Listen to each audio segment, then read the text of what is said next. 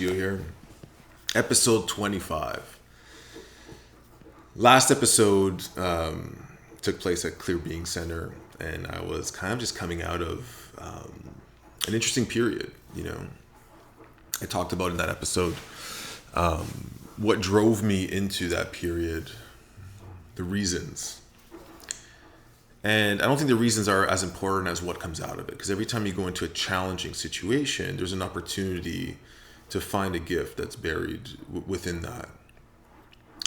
And, this is what I think transformation is all about.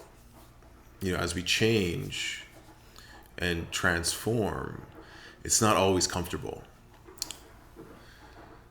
And as I look back at all the hardest parts of my life, and I'm sure you can probably relate, there's probably some gifts within there that have changed your direction, that have shifted you in a way that has, pointed your life in a completely new direction. And, I believe that, we're transforming our entire lives. Sometimes we notice it, sometimes we don't notice it, sometimes we feel it, sometimes we don't feel it. But there's this constant transformation that's going on. And when you stop transforming, that's when you're dying. And, death, I believe, is a physical occurrence. And I think we continue to transform beyond death as well. It's just kind of a different experience. And so, in these shadows that we find ourselves feeling uncomfortable in, it's really important to contemplate. And I found that, for me, having lack of sleep and all those things really pushed me into that kind of dark space. But I realized a lot of interesting things about myself, about beliefs that I had about myself, about things that need to change. And a couple weeks later, as we're getting ready for Camp Summerdaze, a friend of mine came to visit, a friend of mine named Blake. And we had a lot of interesting conversations. He's going through his own transformation right now. But one thing that came up was he was getting into the gene keys. And I had some familiarity with it. But what was most interesting is that I was able to reread my gene keys, or my human design, a little bit different. Human design, from what I understand, was kind of downloaded by a guy named Ra Uruhu or something like that. Apologize for not getting his name right. Where he combines astrological imprint of birth and the I Ching, which is an ancient Buddhist text with 64 hexagrams, which kind of has a lot of synchronicities and similarities with the human DNA and the genome and all of these kind of really cryptic messages, to really unlock a map for your life. And I'd done that 5 or 6 years ago. It initially was introduced to me at my first ayahuasca experience in Brazil. And it kind of piqued my curiosity. Didn't think too much of it. But, these things keep bubbling up. And that's kind of the awareness. It's like as things start popping to your awareness, you start paying attention. And so when Blake mentioned it to me, I was like, okay, I'm gonna read my human design again. Now, you can get these for free online. And it was amazing because it was so accurate. But I'd read it 5 years ago, and I'd realized as I was reading it the second time, that 5 years ago, my mind was still so much in play. And I'd already been going through a transformation. This was 2017-ish, 2018. When I was going through this challenging time as I was opening Elemental, and I was stressed, and I thought I made a big mistake, and I had to face my fears of failure. And all these amazing gifts came through that, and new relationships and opportunities. But when I had read at that time, my mind was blocking a lot of the information there because I wasn't open to contemplate. It was either, yes, this is me. No, that's not me. I can't see that in my life. And I wasn't willing to look for it either. But this time, it really rung true. And so there's specific gene keys. There's 64 of them, which are these lines. And I'm probably going to not do a good job of explaining, but I'm diving deeper into it now because something kind of sparked within me. And as, something is really aligned for something that you need, you feel it. And this is what Richard Rudd talks about in the Gene Keys. It's like he received a transmission, and as he shares it, you're going to feel it. It's going to activate parts of your DNA. And the biggest one that came for me was moving from complexity to simplicity, and how I've been running in circles and trying to do and spend most of my life creating chaos and complexity. It says many people do that for the first half of their life and spend the next half trying to unravel it. And so this struck me in an amazing way. And I started to continue the process that I had unraveled a few weeks ago in that dark period, or that super complex period where I had to step back and saw how I was getting to things based on not wanting to let people down, based on these fears. And so I dove deeper into that and this idea of simplicity over complexity, and realizing that my human design, when I read it 5 years ago, I had this idea in my head that I have to create things, I have to make things happen, I have to do all these things. But I'm the best when I can simplify, and I'm more meant to be a teacher, and all these things that were super interesting. This is the first time I read it was way before Elemental Rhythm came. I didn't think, I'm not really a teacher. And so just thinking about transformation, and the way it's beautifully outlined in this book, it's really been helpful for me to have these kind of guidance, and seeing how the work that I'm doing is so aligned with it as well, with the breath work, and having these pathways to find your core beliefs, your limiting beliefs, and to really spend some time to contemplate and to allow them to kind of unfold. And so as we go into the weekend at Summerdaze, we had this incredible breath work with like 100 people. And I shared this story of transformation, and of this incredible technology that we are as human beings, that we're connected to nature, and that, our separation from nature is what's causing a lot of this disharmony in the world. And our coming back to that nature is what's going to allow us to evolve. And, Gene Keys talks about, a lot of people talking about this. I think there's this evolution going on. And I think the next stage in human evolution is going to be nothing like what we've ever seen before. And I think also, when you think about evolution, is like, what are your wildest dreams?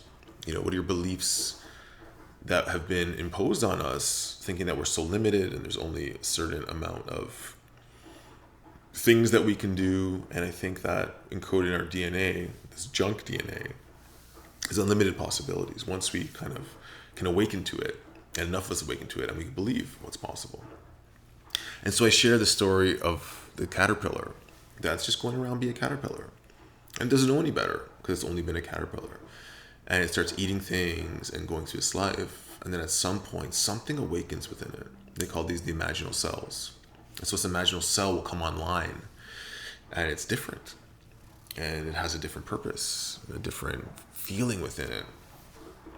And the other cells don't know what it is. And they start interacting or fighting with each other. And then more of these imaginal cells start to wake up. And eventually, they start to come together. This vibration is attracting them. And the caterpillar is not really knowing what's going on, but it probably feels something that doesn't feel good. It probably feels really uncomfortable. And I felt this in my own life. I think humanity is feeling this as a whole right now. Like, something is shifting. Something is not right, or the old is not working anymore. We're ready for another leap or shift. And there's people like those old cells that don't want to change because they're used to this comfort, or they're in fear, or they need security, or they want to hold on to what they have. They're not open to what lies next.